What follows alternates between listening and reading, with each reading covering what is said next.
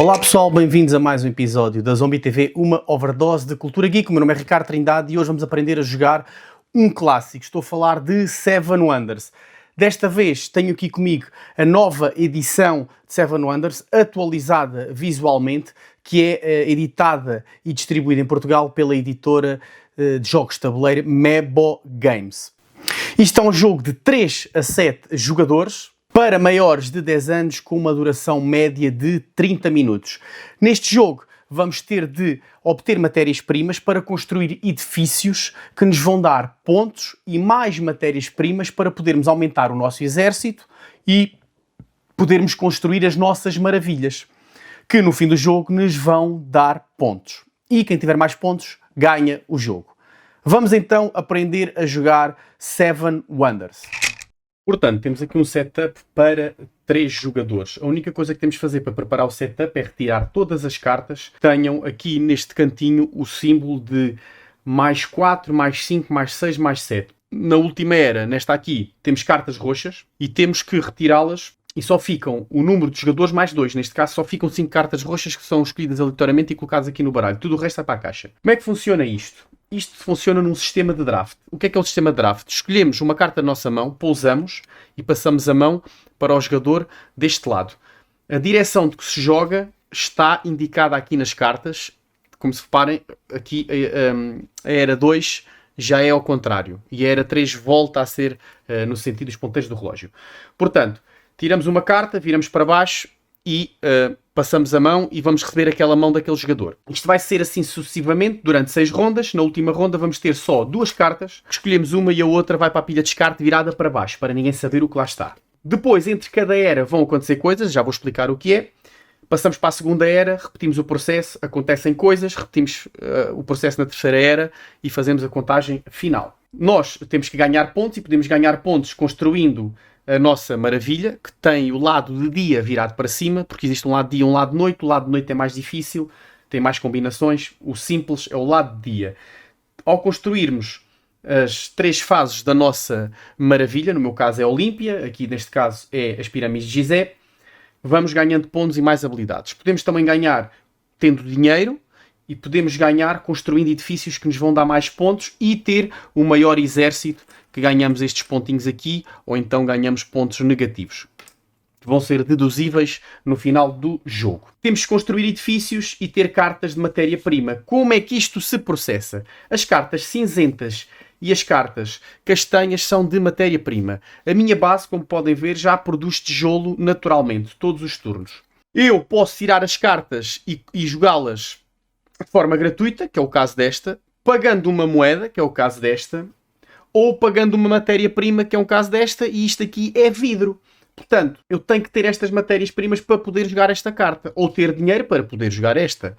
Mas existe outra forma de jogar, que é as ligações. As cartas têm estes símbolos aqui, que vão permitir, em eras futuras, jogar cartas em que o custo pode ser uma matéria-prima, dinheiro, ou então existe um custo alternativo, que é estes símbolos. Se eu já tiver na mesa, na minha área, cartas com os símbolos iguais aos que estão no custo, essa carta pode ser jogada de forma gratuita. Neste caso aqui é um camelo. Isto só vai ser usado mais para a frente nas outras eras. Portanto, pode-se apostar já nisso nesta primeira era. Não tendo matérias-primas, o que é que eu posso fazer? Posso descartar a carta virada para baixo e ganhar 3 moedas. Ou então posso ver o que é que os meus adversários estão a produzir, seja na base ou cartas que eles ponham aqui. E as cartas só podem ser as castanhas e as cinzentas, e esta matéria-prima que está aqui. Tudo o que aparece aqui em baixo não conta. E também não conta as matérias-primas nas cartas amarelas. O que é que eu posso fazer? Eu posso pagar 2 moedas a esse jogador e comprar-lhe uma matéria-prima. Neste caso seria papiro e aqui seria pedra. E é esta a forma. Portanto, vamos só exemplificar. Vamos supor que eu precisava de papiro. Para não estar a dar dinheiro aqui ao meu oponente, eu escolho assim e passo. Os meus oponentes escolhem uma carta aleatória, não importa, e passam assim, roda a mão, ok? Rolamos todos ao mesmo tempo. Portanto, eu ponho o meu papiro aqui por baixo, as matérias-primas são colocadas aqui, o meu oponente revela a dele, precisava de papiro, como podem ver aqui, o meu oponente precisa de papiro para construir esta carta verde, que eu também já vou explicar o que é que faz, porque elas vão dar pontos por combinações de símbolos no final do jogo. Existem várias diferentes. Portanto, o que é que ele faz? Ele dá 2 moedas, portanto, troca isto assim, por 3, de um, dá 2 ao oponente que está à direita ou à esquerda dele, com mais jogadores é mais difícil, compra-lhe um papiro e já pode jogar aqui a carta. E estas ficam aqui. O meu oponente, da direita, jogou esta carta azul, que dá 3 pontos no final do jogo e tem a ligação deste símbolo aqui da estrela. Futuras cartas, ele, se saírem, poderá jogá-las de forma gratuita, se tiverem este símbolo também. Portanto, e é assim processado até termos apenas 2 cartas da mão. Com 2 cartas na mão, escolhemos uma, descartamos a outra. Portanto, saltamos aqui para o final da primeira era e isto é as cartas que nós temos. Ficamos com 6 cartas cada um, porque a 7ª é sempre descartada. São descartadas uma por cada jogador, ficam fora.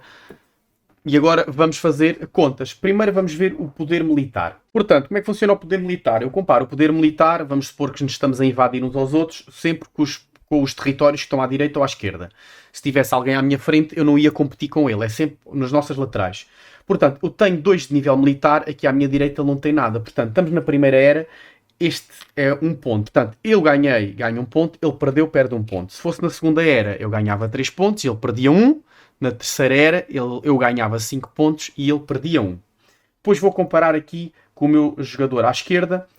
Ganho 1 ponto porque ele tem nível 1, só tem uma carta militar, eu tenho nível 2, portanto, mais 1 ponto, e ele perde 1 ponto.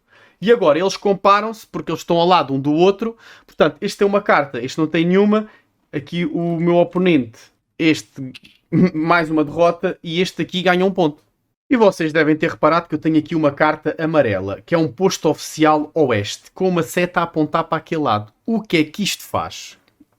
Significa que eu posso comprar recursos ao meu jogador da esquerda, que está a apontar para a esquerda, por apenas uma moeda em vez das habituais 2. E o que eu posso comprar é madeira, pedra, minério ou tijolo.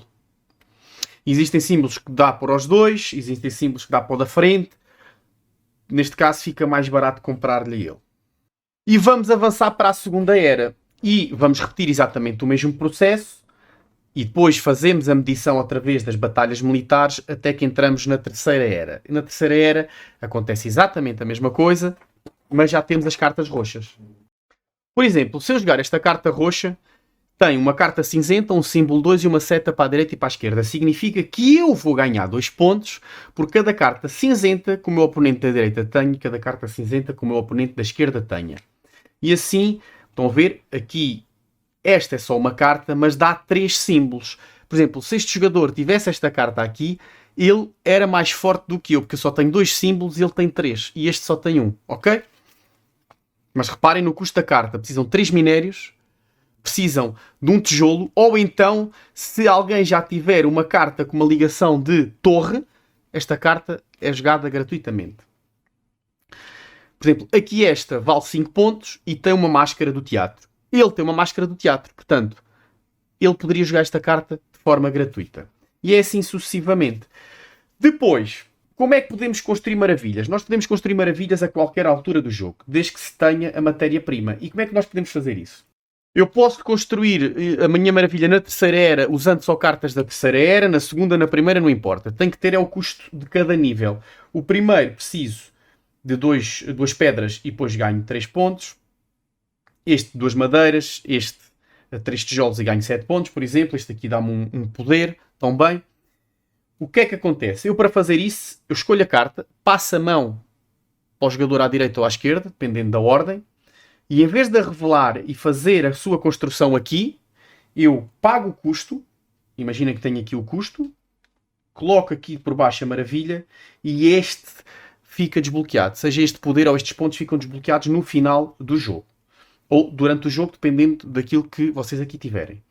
Depois das 3 eras jogadas, vamos ter uma mesa cheia de cartas de várias cores e vamos então contabilizar os pontos. E agora aqui é que estas cartas entram em jogo. O que é que dá pontos e como está aqui bem explicado no livro de instruções? Ganhamos pontos e apontamos no bloco de notas por estas cartas azuis, ou aqui, isto são pontos imediatos.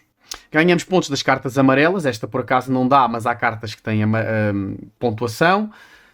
Ganhamos pelas fichas positivas e depois descontamos as negativas. Ganhamos um ponto por cada conjunto completo de 3 moedas, portanto, de 3 em 3 moedas ganhamos um ponto.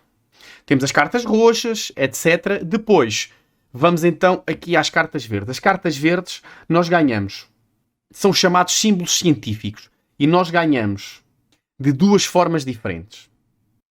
Ganhamos por símbolos idênticos, portanto, se tivermos vários símbolos repetidos, ganhamos pontos por isso, e por símbolos diferentes. Portanto, aqui daria, por cada 3 símbolos diferentes, ganhamos 7 pontos, portanto, de 3 em 3 diferentes dá-nos 7 pontos, e por cada símbolo igual ganhamos, por exemplo, se for só um símbolo, ganhamos 1 ponto, se for 2 símbolos iguais, ganhamos 4 pontos, 3 símbolos iguais, 9, 4, 16, 5, 25, se tivermos 5, portanto, se tivéssemos 6 compassos, ganhávamos 36 pontos. Neste caso, ganhamos 7 mais 1, 2, 3, que daria um total de 10 pontos. Somamos isto tudo e quem tiver mais pontos, ganha. Portanto, de forma muito simples e muito rápida, é assim que se joga Seven Wonders. É um jogo sempre a abrir, não há tempos mortos, várias maneiras de fazer combinações, tem sempre um lado A ou um lado B da vossa maravilha para dificultar um bocadinho o jogo. É muito diferente jogar 3 jogadores do que jogar a 7, por exemplo. Há muito mais coisas a acontecer e é um jogo recomendadíssimo. Como puderam ver, é um jogo bastante simples, é super rápido, não há muitos tempos mortos, tem ilustrações lindíssimas e este novo design dá-lhe um ar mais premium ao jogo e visualmente fica mais simplificado. É algo semelhante ao que nós temos aqui, que é o Seven Wonders Duel, que já tem também um design atualizado, portanto vai roubar muito aqui ao irmão mais novo. Apesar disso, vou dar aqui uma sugestão, que é aquela laminação a prateado, dourado que as cartas têm, fica espetacular, é muito bonito, mas torna as cartas um bocadinho mais frágeis. Portanto, é obrigatório investirem 4, 5 euritos em sleeves, em capinhas, para proteger as vossas cartas. Pessoal, por hoje é tudo, espero que tenham gostado do episódio, espero que tenham ficado curiosos por jogar Seven Wonders, é para toda a gente. Não se esqueçam, subscrevam o canal, apoiem a nossa dedicação a este universo geek. Bons jogos, bons filmes e boas leituras. Até à próxima.